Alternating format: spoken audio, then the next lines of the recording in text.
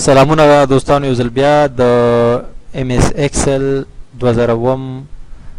پس د کړو کې تاسو ته سلام وړاندې کوم د پښتو ټیوټوریالز ډاټ نت نه عبد البلی خان. او دوستانو د انټروډکشن کلاس نه بعد منګه اوس باقاعده طور باندې کار سٹارټ کوو په ام اس ایکسل کې. نو زه به لاړم سٹارټ مینیو ته او دلته کې به زه ایکسل چې کوم دی خلاص کما ایکسل دلته به زه ولیکم ایکسل په خپل سرچ بار کې. نو ایکسل براشي هغه ځکه کلیک وکم نو د ایکسل ابتدایي شکل ماته مخامخ راغی. تاسو ته ویلو چې دې ځای کې د ګډ کې دا بٹن تاسو ښکاري د په ذریعہ باندې موږ دا پیج زوم کولای شو چې قریب موږ تخکاری دا به زلک زوم کوم چې تاسو ته دا ارڅ صفحه ښکاري. نو ټول اول دا آپشن دی ګوره دې کې تاسو دې ځنه د هوم مینیو نه سٹارټینګ اخلم. دا هوم مینیو چې کوم دی دا ټول د فارمیټینګ په حواله سره دی یو رینج ته یو رینج وي یو حد ته ګوره یو خانه نه زیات چې کوم هدي هغه ته رینج وي سیده او یو خانه خو ځان ته یو خانه تاسو ته پته ده. نو د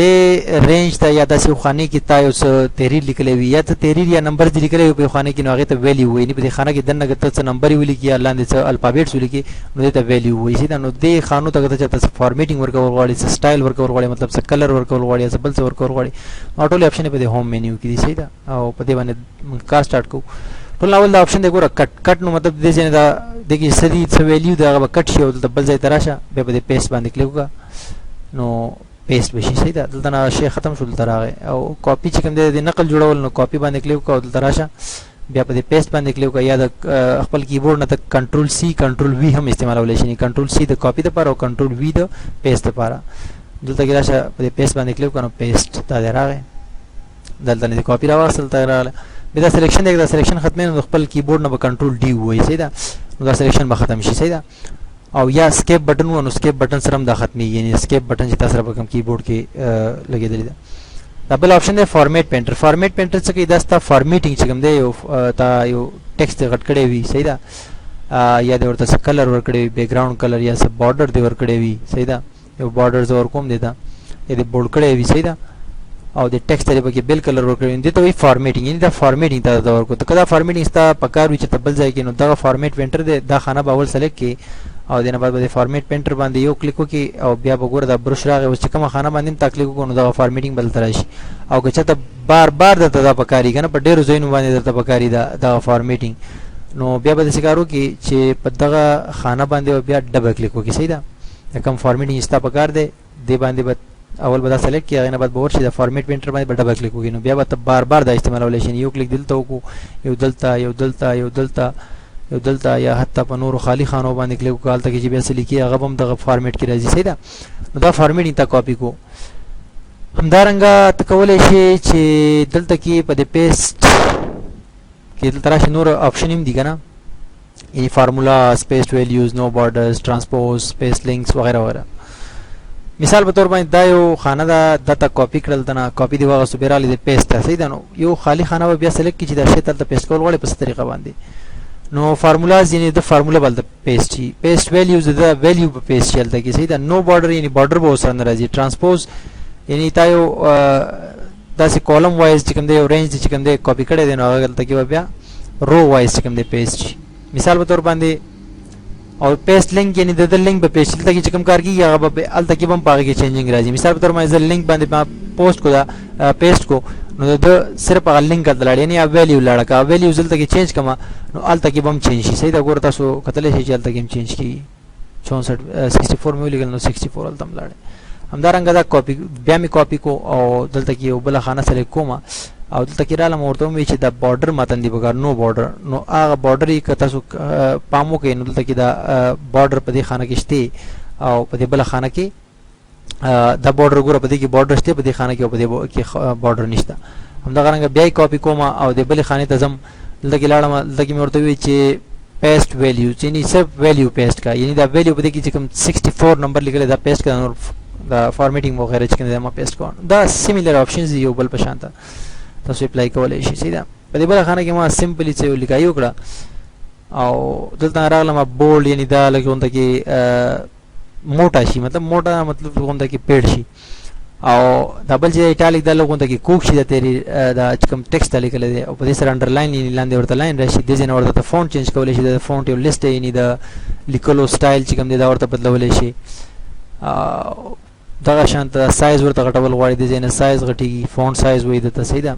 او دی بل ته فونټ وي یا سټپ بای سټپ ته غټول غواړي دلته نه غټولې شي کمول غواړي دلته نه کمولې شي او کته چې ته بارډر ورکول غواړي بای ډیفالت یو خبر بل تاسو کوم چې دا کومې خاني تاسو ښکاری په دې ام اس ایکسل په دې فایل کې نو دا خاني په پرنٹ کې ناراضي صحیح ده کته تاسو چې کول غواړي نو کنټرول F2 پریس کوي نو تاسو به پرنٹ پریویو وخی پاره کې ګورئ بارډر نه ښکاری تاسو صحیح ده دا چې کوم تاسو چې کوم خانو ته موږ بارډر زور کړی دا موږ ګوره بارډر زور کړیو نو هغه راځي نور په پیج کې تاسو رقم خانو کې دا بارډر ښکاری دا په پرنٹ کې ناراضي صحیح ده دا اس ټمپرری وی لګا تاسو دغه لپاره هیلپ لپاره صحیح ده نو کوم غواړو چې چرته